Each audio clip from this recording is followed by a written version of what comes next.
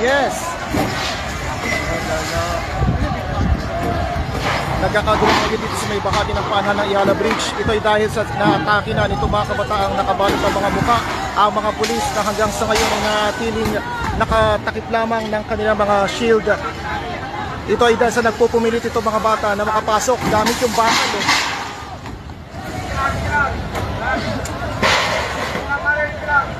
Maximum tolerance, yan talagang ginagawa ngayon ng mga pulis.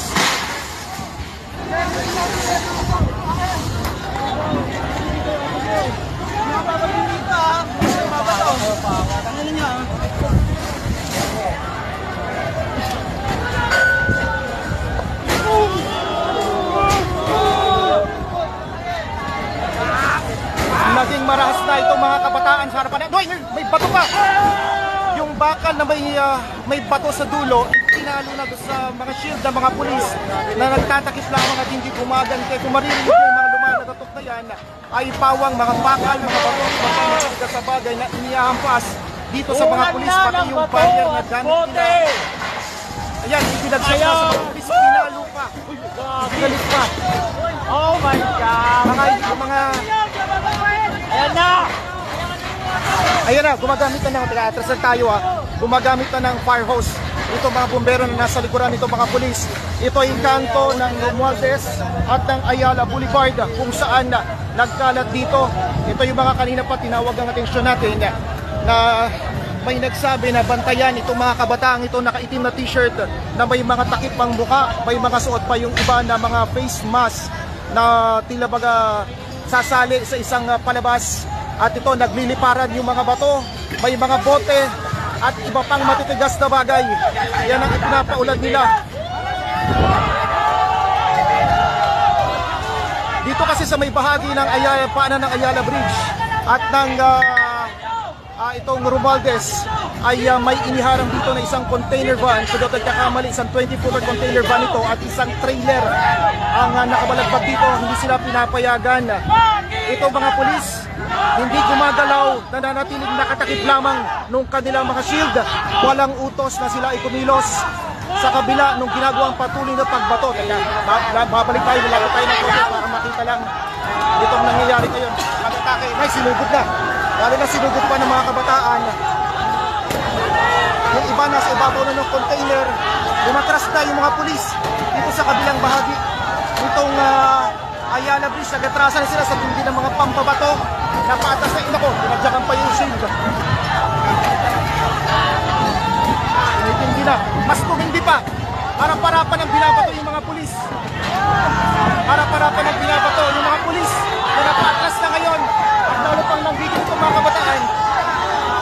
Lalo pa nanggigil yung mga kabataan, mukhang nakukorner itong mga pulis. Dito sa may isang bahagi nitong Ayala Bridge, nasira na yung kanilang barikada nila. Isa sa mga dahilan binigay sa atin, nagtakbuhan na yung mga pulis. Dahil doon sa tindi ng yung pambabato na ginagawa nitong mga kabataan ito na mga naka-face mask. May, natagal na yung isa, talagang grabe yung pambabato. Binagsak na rin nila yung mga bakal sa ating likuran. Kung narinig yung palo, yan ay hampas na ginagawa nitong mga kabataan at pambabato kung sa transyon o sa Sumamit yata ng may pumutok tayo, may narinig tayong putok sa kabilang gilid. Napaatras na itong mga pulis. Nabuksan na yung kalsada ngayon. Nagsusubok silang mag-re-establish ng posisyon. Umaabante yung ilan sa mga pulis. Pero napapaatras ulit sila, no? Natanggal na, merong mga naka-vest. May mga vest yung ilan sa mga pulis. May mga helmet na nahulog na rito. Pinoprotektahan nyo! Pinoprotektahan nyo! Huwag kayo mong baral! Yun merong shield na dinampot sila. May isang kasama rito. May isang kasama doon sa marinista na nagsuoli ng shield. Sinuoli rin nila yung isang bag ng pulis. Mayroong mga umaawat. Sa mga kabataan may mga umaawat na rin.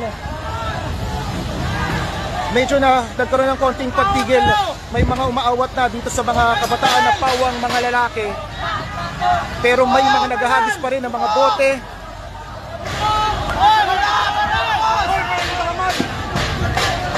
Wala. may mga sumisigaw dito mga kabataan na Hoy! huwag paputok ng baril, pero wala tayong nakitang nagpaputok. Pero sa kabila nung may mga sumisigaw sa mga kasama nila na huwag mabato, tuloy-tuloy pa rin sa pagbabato yung iba sa mga kabataan na naririto sa paanan nitong Ayala Bridge. Isa sa dahilan, ayon na nga sa mga nakausap nating pulis kung bakit binarikadahan ito, ay dahil sa ayaw nila itong madaanan na partikular na dahil pagbaba ng tulay na ito, bago ka makarating ng Menjola, ang unang madadaanan ng isa sa mga gate ng Malacanang at ang unang tanggapan na madadaanan ay ang tanggapan ng Department of Budget and Management. Ito may dumampot pa ng mga halaman. May kabuhayan sa iyo ka rin! Umaatras patay yung SWAT, umaatras patay yung SWAT. Umatras, nakaakma na isang SWAT. Pero lumalapit itong mga kabataan. Babaril na!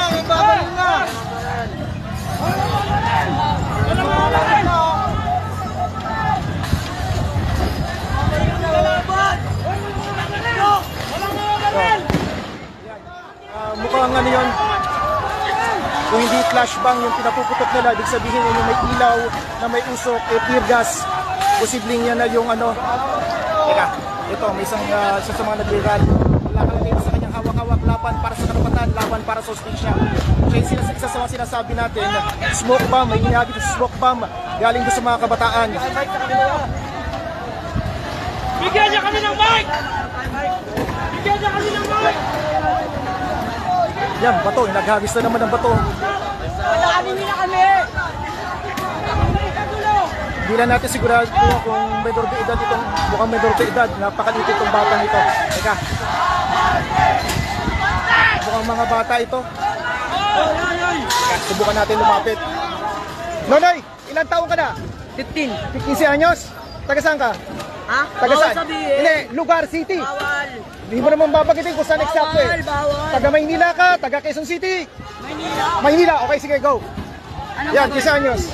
Wala, tinatanong ko lang kung taga saan ka. Maynila ako natin Okay, naman. go. Wag mo na bagitin kung saan eksakto lugar. Ayan, nagpaputok na ng Ayan, nagkabatuhan na naman. Maabante na yung pulis. Tika, nagre-establish ang posisyon. Yung pulis mo sa kabilang banda, nauna nang napalayo. Parang ginagawa lang bata. Parang ginagawa lang laro ngayon ng mga bata ito. Purok na ganyan!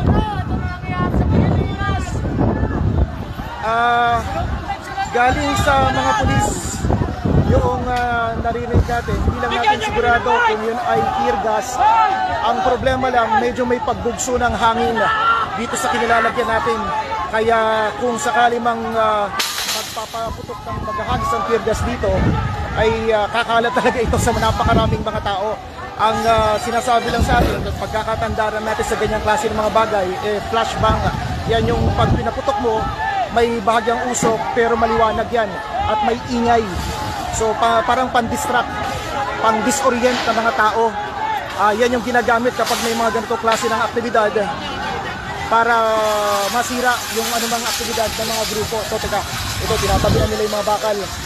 Mayroong isang pulis na nag-utos doon sa mga kabataan, ipinatatabi na ito mga bakal ito kasi magkakasakitan pa at para wag na rin magamit pa dahil yung ganitong bakal, yung parang chicken fence ito na pinangbabarikada, ito yung ipinampalo nila doon sa mga naka-shield na mga pulis na kanina nakapwesto.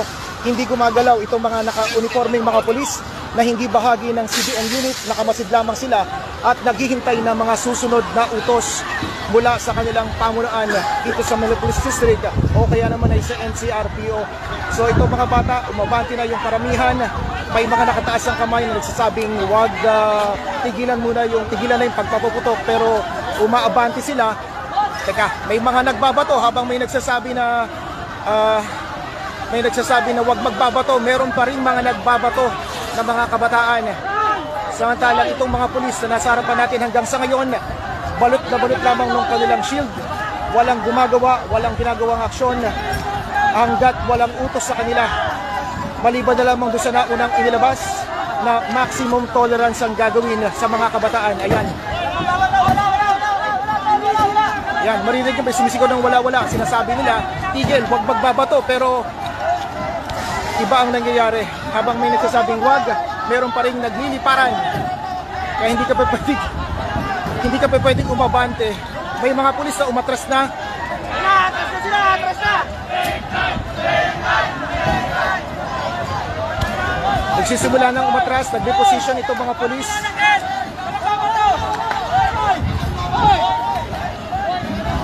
Kung makikita yung mga bato, mga tipak-tipak na mga bato.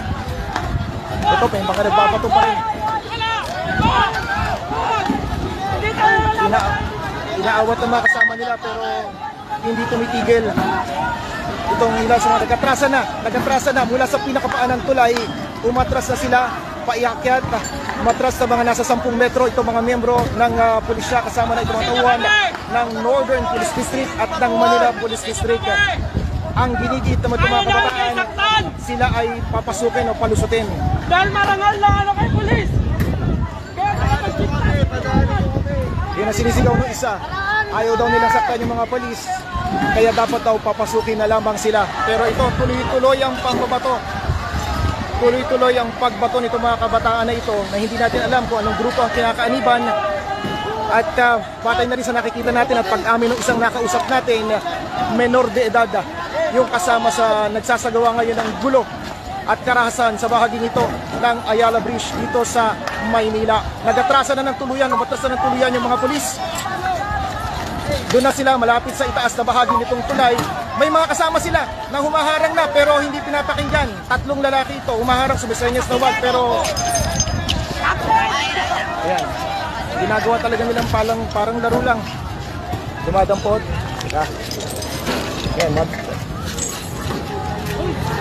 dadamputin yung mga batong unang ibinato nila, pagkatapos muling ipupukol doon sa mga pulis na sa pag-atrasa na. Matras lang tayo dahil baka mahagip tayo ng maligtapon ng bato dito sa area na ito ng Ayala Bridge. So hindi natin tiyak ngayon kung sasama pa itong grupong ito doon sa sinasabing magsasagawa ng pagkilo sa Menjola o talagang may iba na silang intensyon doon sa walang tigil na ginagawa nilang pambabato sa mga membro ng Manila Police District, ng Northern Police District at iba pang mga nakatalaga dito sa area na ito ng Ayala Bridge. Partikular na itong sa may eastbound lane, itong Ayala Bridge o yung patungo ng direksyon ng Carlos Palanca. Itong binabato nila ng mga pulis dahil doon sa kabilang bahagi ay tuluyan ng umatras yung mga pulis, gumilid na lamang sila. Teka lang, lalapit tayo doon sa bandang unahan dahil mukhang may pag-uusap na nangyari.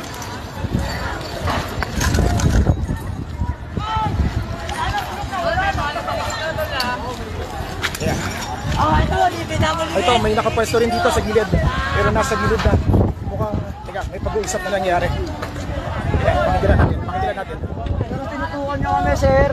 Kasi, tinutukot nyo na kami. Kayo na lang ng tao. Sir, kasi, sir. Okay, sir, may pinakakaitan kami para sa sarili namin. Sir, sasakawat nyo na ba, sir? Tulungan na lang kami, sir.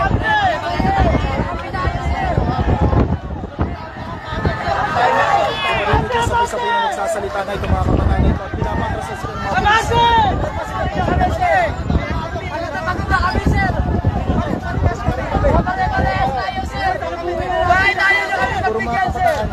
Puro kabataan yung mga narito. Ang sinisigaw nila pare-pareho ay paabante. Yeah. Hindi natin alam anong mangyayari dito. Kung bibigyan natin ng pagtaya sa numero, lagpas 100. Lagpas 100 ito mga kabataang mga lalaki. Pasintabi na may mga naririnig kayo mga kakaibang mga salita na hindi dapat naririnig sa ere. Pero yan po yung sitwasyon dito sa baba. Kung makikita nyo yung mga kaninang nasa baba, ito nagsipag-akyata na dito sa tulay. Nasa paanan sila pare-pareho ng tulay at sila ay lumalapit na doon sa mga pulis. Tinatawag rin nila yung mga kasama nila na lumapit pa doon sa itaas. Nagsisipag-atrasa na yung mga truck. Oops, may binato na naman.